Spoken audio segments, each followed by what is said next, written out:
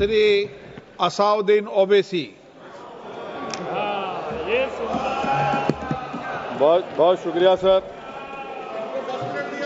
Speaker sir, मैं ये वक्फ तरमीमी bill की मुखालिफत में खड़ा हुआ हूं। किसी एक शायर ने बड़ा अच्छा कहा था, जब भी ज़मीर और ज़र्फ का सौदा हो दोस्तों, जब भी ज़मीर और ज़र्फ का सौदा हो दोस्तों, कायम रहो हुसैन के इनकार की तरह। सर, ये वक्फ तरमीमी बिल भारत के गयूर मुसलमानों के ईमान पर, इबादत पर एक हमला है।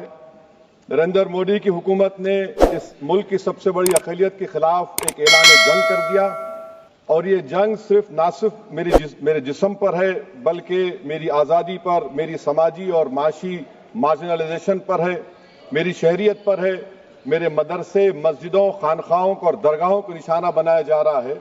और ये हुकूमत सच्चाई को नहीं बयान कर रही है कि ये तरमीमी बिल से मुसलमानों का तहफ़्फ़ुज़, तरक्की और गुर्बत का खात्मा होगा। ये सरासर झूठ है। सर, अगर आप आइन के आर्टिकल 14 को देखेंगे तो उसमें लिखा हुआ है इक्वल प्रोटेक्शन। अब आप देख लीजिए सर कि हिंदू, सिख और जैन को और बौद्ध को उनके एंडोमेंट में तहफ़्फ़ुज़ मिलेगा, क्योंकि उनका एंडोमेंट बाय यूजर बरकरार है और उनका एडमिनिस्ट्रेशन उनके हाथ में होगा कि गैर हिंदू या गैर उनके मजहब का आदमी दान भी दे सकता है उनके लिए, और एंडोमेंट बोर्ड का तहफ़्फ़ुज़ भी मिलेगा, क्योंकि उसके ऊपर ओवरराइडिंग क्लॉज अप्लाई नहीं होगा, लिमिटेशन का कानून उस पर अप्लाई नहीं होगा। उसके बरक्स ऑपोजिट आप देख लीजिए, मुस्लिम वक्फ को वक्फ बाय यूजर निकाल दिया गया।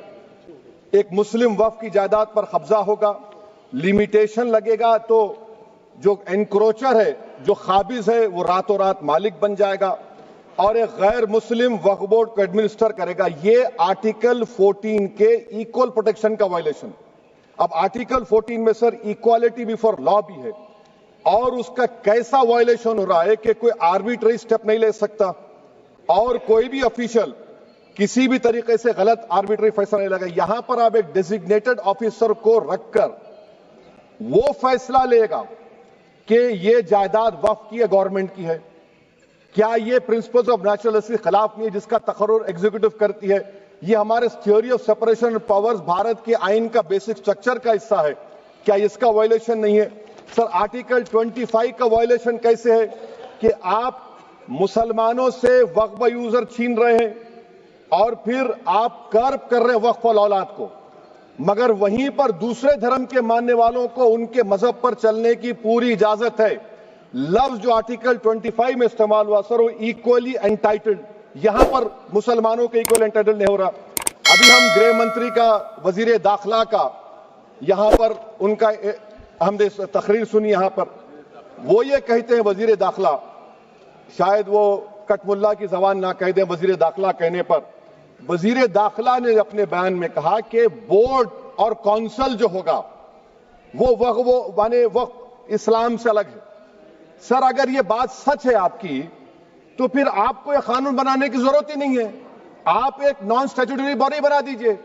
ये जो कानून बन रहा है ना सर, ये आर्टिकल 26 इसका सोर्स है, और आर्टिकल 26 जब इसका सोर्स है तो आर्टिकल 26 का ABCD क्या कहता है कि रिलीजियस डिनोमिनेशन को अपने मजहब के अफेयर्स खुद चलाना, मूवेबल इमूवेबल प्रॉपर्टी को लेना और एडमिनिस्टर करना। जब हिंदू धर्म को, बौद्ध धर्म को, सिखों को यह राइट दिया गया है, तो आप कैसे मुसलमानों से छीन रहे हैं? तो ये आर्टिकल 26 का ग्रेव वायलेशन है। तो सर, अब वक्फ बाय यूजर का मामला देखिए, मिनिस्टर साहब ने कहा कि एंक्रोचमेंट हो रहा है, 17,000 एंक्रोचमेंट हुए हैं। तो यही नरेंद्र मोदी की हुकूमत ने 2014 में उस वक्त के मंत्री ने एक Waqf properties eviction of unauthorised occupants bill को इंट्रोड्यूस किया। आपने विड्रॉ कर लिया 2024 में उसको। क्यों विड्रॉ किया सर आपने? जब आप मान रहे थे कि एंक्रोचमेंट हो रहा है तो आपने बिल को विड्रॉ कर लिया। अच्छा सर, अब वक्फ बाय यूजर को आपने निकाल दिया, माने कंडीशन क्या लगाए कि अगर उसमें डिस्प्यूट होगा और गवर्नमेंट प्रॉपर्टी होगी। सर, डिस्प्यूट तो है। मिसाल के तौर पर मोहिबुल्लाह साहब जिस मस्जिद के इमाम है, पार्लियामेंट के सामने मस्जिद है सर, 123 प्रॉपर्टीज में मस्जिद है, डिस्प्यूट चल रहा है। कल कलेक्टर या डिस्ट्रिक्ट ऑफिसर बोलेगा कि भाई साहब ये गवर्नमेंट प्रॉपर्टी है, स्टिकर लगा दिया जाएगा, मस्जिद बंद गवर्नमेंट प्रॉपर्टी हो गई, होगी ना सर? अब ये बताइए, आप जब से यहां पर पूरे बीजेपी रूलिंग पार्टी हमको ज्ञान दे रहे हैं कुछ नहीं होगा, कुछ नहीं होगा, मैं दलील के साथ बता रहा हूं आपको। ये मस्जिद दिल्ली गवर्नमेंट बोलती हमारी है, वक्फ दिल्ली वक्फ बोलता हमारी है, तो सर वक्फ बाय यूजर, अगर मैं अपनी गवर्नमेंट के खिलाफ वक्फ बोर्ड वक्फ बाय यूजर इस्तेमाल नहीं करेगा तो क्या है सर? अच्छा, ये अमेंडमेंट जब हो जाएगा तो मुझे कहने दीजिए सर, सिर्फ प्राचीन मंदिरों की हिफाजत होगी, मस्जिदों की नहीं होगी। अब सर आप आ जाइए, अगर डिस्प्यूट मेरा एंशिएंट मॉन्यूमेंट से वक्फ का, एक मिसाल दे रहा हूं, दिल्ली में 172 वक्फ प्रॉपर्टीज एएसआई कंट्रोल में है, मैं तो हार ही गया वो, क्योंकि मेरे पास डॉक्यूमेंट नहीं है। आप कह रहे हैं कि डॉक्यूमेंट चढ़ाओ, अगर मेरा गवर्नमेंट से डिस्प्यूट चल रहा है मैं तो क्लेम ही नहीं कर सकता, क्योंकि आप जज बनेंगे, आप ही फैसला करेंगे, और जब तक आप फैसला नहीं करते वो वक्फ की प्रॉपर्टी नहीं होगी। वो प्रोविजन डाल दिया आपने।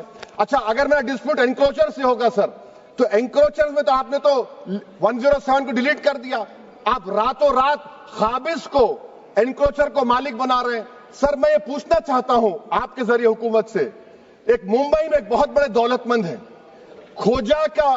खोजा बरादरी का यतीम खाना था, उन्होंने 2004 या 5 में 22 करोड़ में खरीद लिया। वो केस सुप्रीम कोर्ट में कि आप उनको मालिक बनाना चाहती है लिमिटेशन एक्ट अप्लाई करके, हमको बताइए, हम जानना चाह रहे हैं। और सच्चर कमेटी ने सर 2007 में कहा कि दिल्ली के 123 प्रॉपर्टीज की मार्केट वैल्यू 6000 करोड़ की। आज हम 2025 में आ गए, क्यों आप उन प्रॉपर्टीज के खिलाफ पड़े हुए? 1976 में उस वक्त के वजीर आजम इंदिरा गांधी लेटर लिखा, इसको आप दे दीजिए, मगर आप उसको मानने को तैयार नहीं है। तो सर और एक जो झूठ फैलाया जा रहा है, management empowerment efficient development, sir this bill takes any management from the hands of Muslims, disempowers the waqf in comparison to any other stakeholder, takes away the efficiency of administration and hampers development. Waqf disempowerment in the name of efficiency, inefficiency is being created. The progress of development from pre-independence till today is sought to be destroyed. Sir अभी हमारे home minister साहब ने फजल पुकाया case का जिक्र किया। Sir मैं आपसे गुजारिश करूंगा कि होम मिनिस्टर जरा अच्छे लोगों को रखकर इंफॉर्मेशन ले। फजल पुकाया का ऑबिटर क्या है? इट इज ऑबिटर, वो रेशियो डिसेंडेंटाई नहीं है जो आपने कहा है। अच्छा सर, शेड्यूल ट्राइब के बारे में कहा, क्या शेड्यूल ट्राइब में मुसलमान नहीं होते? शेड्यूल कास्ट में नहीं होता मुसलमान, शेड्यूल ट्राइब में मुसलमान होता। तो क्या आर्टिकल 25 मेरा चला गया, आर्टिकल 26 चला गया, आर्टिकल 14 चला गया, 15 चला गया, 29 चला गया? लक्षद्वीप का एक मुसलमान एमपी है, क्या उसको राइट नहीं है क्योंकि ट्राइबल है? क्या कह रहे हैं आप? इस ऐवान को क्यों गुमराह कर रहे हैं आप शेड्यूल ट्राइब के नाम पर? सर और एक चीज जो आपको बता रहा हूं सर, अब आप जब आर्टिकल 26 से मेरा सोर्स है, तो आप सेंट्रल वक्फ काउंसिल में 22 में से 10-11 आप नॉन मुस्लिम को बना सकते हैं, रिलीजन न्यूट्रल आपने कह दिया, और आप बनाएंगे। क्यों बनाएंगे आप? स्टेट वक्फ बोर्ड में 7 नॉन मुस्लिम होंगे और 4 मुसलमान। क्यों होंगे? क्योंकि आप लॉ में 95 में डायरेक्ट मैनेजमेंट में ले सकते हैं 5 साल के लिए। आप वक्फ बाय यूजर को आप कलेक्टर डिस्ट्रिक्ट ऑफिसर बोलेगा ये वक्फ की प्रॉपर्टी नहीं है, तो वो वक्फ बोर्ड खामोश बैठ जाएगा, कुछ एक्शन ही नहीं लगा, क्योंकि वो आपके प्यादे हैं।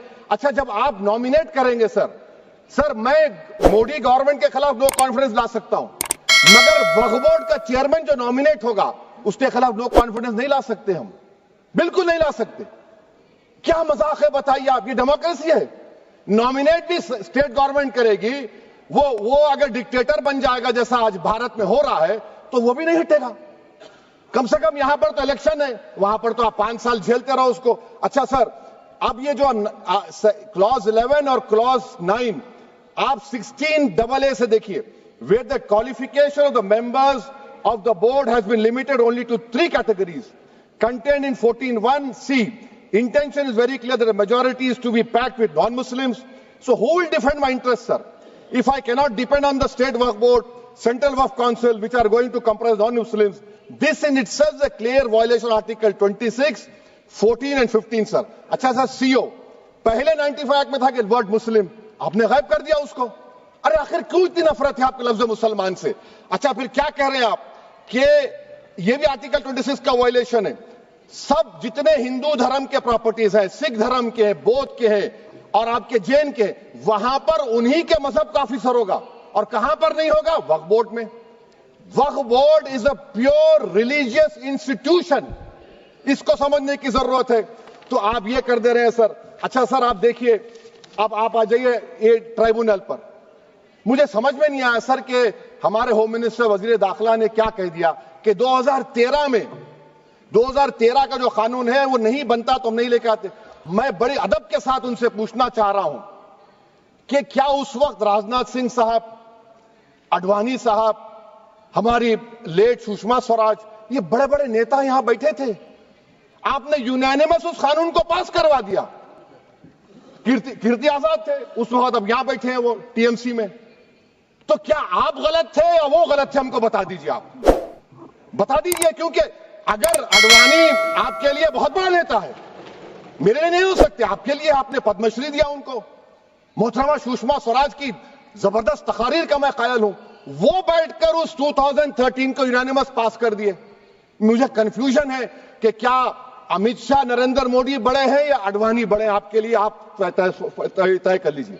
अच्छा सर, आपके tribunal sir, railway Clements tribunal, NGT tribunal, income tax, वैसे 14-15 ट्राइब्यूनल है, हिंदू एंडोमेंट का ट्राइब्यूनल, सबका अपील नहीं होती, रिव्यू होता है। गृह मंत्री सरकार कह रही है कि नहीं, रोक दिए, रोक लगा। कैसे रोक लगाते हैं? रिव्यू और अपील में तो फर्क होता है ना सर। आप ही कह रहे हैं कि पूरे कोर्ट्स में बैकलॉग है और आप अपील कर रहे हैं। अच्छा सर, रिटायर्ड डिस्ट्रिक्ट जज 95 में सिटिंग डिस्ट्रिक्ट जज था, जो एडमिनिस्ट्रेटिव कंट्रोल था सीजीआई साहब, उसको निकाल दिए। अच्छा सर, अब आप अभी हमारे मंत्री साहब ने कहा trust, sir Shri Sai Baba trust 2004, वो ये कहता है जो ऑफिसर उसमें काम करता उसको साई बाबा का डिवोटी होने चाहिए और उसको डिक्लेरेशन लिख के देना पड़ेगा। यहां पर हो रहा तो यहां पर क्यों नहीं हो रहा? अच्छा सर, आप फिर देख लीजिए, ये आपका हो गया सर। हां, अब अमित शाह साहब ने सेक्शन 2A के बारे में कहा और उन्होंने इस बात का इकरार कर लिया कि दाऊदी बोहरा के लिए यह बनाया गया है। मगर मैं आपके जरिए से गवर्नमेंट से पूछना चाह रहा हूं, आपने तो उस प्रोवाइजो में दाऊदी बोहरा का नाम ही नहीं लिखा। आपने उनको भी थैंक यू कर दिया, उनका नाम क्यों नहीं लिखा आपने? और सर, और गवर्नमेंट क्या कर रही है? आप मुस्लिम समाज में जो बेकार किस्म के लोग हैं उनको एक रास्ता बना रहे हैं, एग्जिट दिखा रहे हैं कि तुम्हें वक्त से बचना है तो तुम्हें ट्रस्ट बना लो। ये क्या कर रहे हैं सर आप? कम से कम उन दाऊदी बोहरा को आप दे देते। अच्छा sir, clause 3V section 36 clause 18 देख लीजिए। Oral appointment has sought to be discontinued even though it is recognized practice in Islam. Muslim personal law is recognized oral waqf and 1937 Shariat Application Act. Sir आप clause 3(9) पर आ जाइए। 5 साल के लिए मुसलमान। मैं किरण रिजिजू से पूछना चाहता हूं, सर दाढ़ी रखे तो मुसलमान प्रैक्टिसिंग है या क्लीन शेव आपकी तरह है? तो बताइए हमको, प्रैक्टिसिंग क्या होगा? अच्छा, किसी को पकड़ के मॉब लिंच कर दिया और बोले कि JSR का नारा लगाया, और वो JSR का नारा लगाया तो क्या मुसलमान रहेगा? नहीं रहेगा। या फिर देश के प्रधानमंत्री ने कहा था कपड़े देखकर पहचानो, तो क्या कपड़े देखकर आप कह देंगे? अच्छा, अगर कोई क्रिश्चियन हिंदू धर्म कबूल करता है तो क्या वो मंदिर को नहीं दे सकता प्रॉपर्टी? फिर भारत के संविधान में आर्टिकल 300 क्यों है सर? राइट टू इक्वालिटी क्यों है? फ्रीडम ऑफ रिलीजन क्यों है? 5 साल कहां से लाएंगे? अच्छा सर, और एक चीज सर, और एक चीज मैं आपको बोल के खत्म कर दूंगा सर। इस बिल में वक्फ औलाद का सर, इसमें आप देखिए clause 4(3)(2), the creation of waqf al-awlad shall not result in denial of inherent rights to heirs, including women heirs or the waqif or any other right of person. Sir, ये article 25 का violation है, शरीयत application act 37 का violation, article 300A का violation है।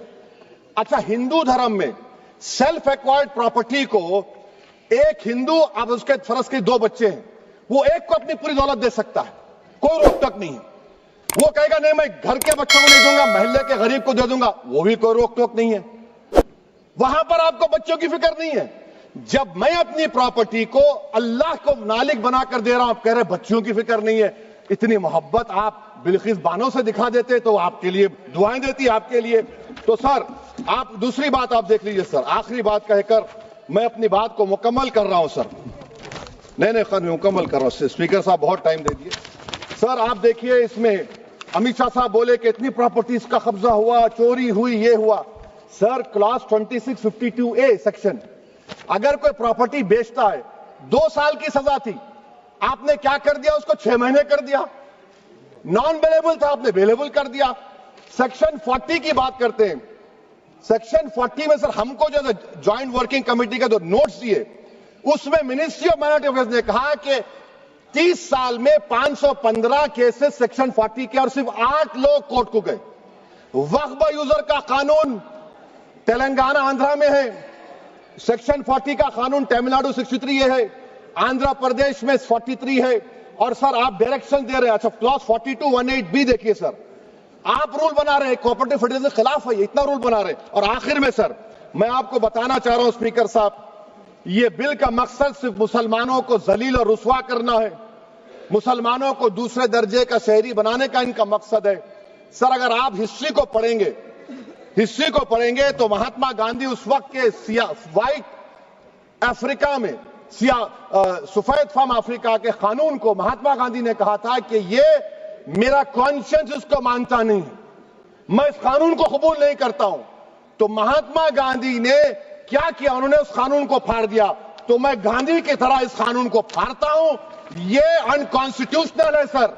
इस देश में झगड़े पैदा करने का काम बीजेपी करना चाहती है मस्जिद और मंदिर के नाम पर, इसीलिए मैं इसका कंडेम करता हूं। और मैं आपसे गुजारिश करता हूं कि मैंने अपने 10 अमेंडमेंट दी हैं, आप इसको कबूल करिए सर, मुझे बोलने का मौका दीजिए और उस पर डिवीजन का मैं डिमांड भी करूंगा। Thank you sir. आपका सपना, आपके बच्चे का उज्जवल भविष्य, एक ऐसा स्कूल जहां शिक्षा का मतलब सिर्फ किताबें नहीं बल्कि संपूर्ण विकास हो। जी हाँ, अब आपके शहर रामनगर के विजडम पब्लिक स्कूल में मिलता है आधुनिक स्मार्ट क्लासेस और अनुभवी शिक्षकों का मार्गदर्शन।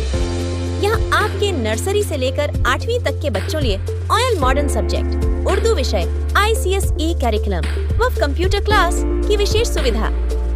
विजडम पब्लिक स्कूल के द्वारा आपके बच्चों को बोलने का कौशल, सुनने का कौशल, सार्वजनिक रूप से बोलना, व्याकरण, आत्मविश्वास बढ़ाना, समूह चर्चा, संचार कौशल, सामग्री लेखन, दैनिक उपयोग वाक्यांश, व्यक्तित्व विकास, उच्चारण और शब्दावली का निर्माण पर विशेष ध्यान। विजडम पब्लिक स्कूल का संकल्प सुरक्षा और गुणवत्ता, शिक्षा का संगम। CCTV से लैस क्लासरूम, बच्चों को तकनीक से जुड़ने के लिए आधुनिक कंप्यूटर और रोबोटिक्स की सुविधा। यहाँ सिर्फ पढ़ाई ही नहीं, नैतिक मूल्यों और संस्कारों पर भी पूरा ध्यान। वहीं शारीरिक विकास के लिए टाइम टू टाइम स्पोर्ट्स की सुविधा। समर कैंप में science project, social studies model, art and craft कराई जाती है। विजडम पब्लिक स्कूल को डॉक्टर्स, प्रोफेसर्स और engineers, highly qualified and trend teachers के द्वारा मैनेज किया जाता है। अपने बच्चों का बेहतर शिक्षा, बेहतर भविष्य के लिए आज ही एडमिशन कराएं विजडम पब्लिक स्कूल में, जिसमें फर्स्ट 50 बच्चों का एडमिशन चार्ज फ्री है। तो देर किस बात की? विजडम पब्लिक स्कूल का पूरा पता है नारायणापुर वार्ड नंबर 8, रामनगर, पश्चिम चंपारण। विजडम पब्लिक स्कूल के डायरेक्टर हैं M.Tech, AMU, PhD JMI, new Delhi व पूर्व असिस्टेंट प्रोफेसर, जो देश विदेश में शिक्षा के क्षेत्र में अपना योगदान दे चुके हैं। वो डायरेक्टर हैं डॉक्टर मोहम्मद कलीमुल्लाह, जिनके जरिए से आपके बच्चों की देखरेख की जा रही है। वहीं principal BCom, B.Ed Saurabh Kumar Srivastava, जिनके द्वारा आपके बच्चों के डेवलपमेंट के लिए कार्यरत है, जिनका संपर्क नंबर है 85109910 610 800 26310।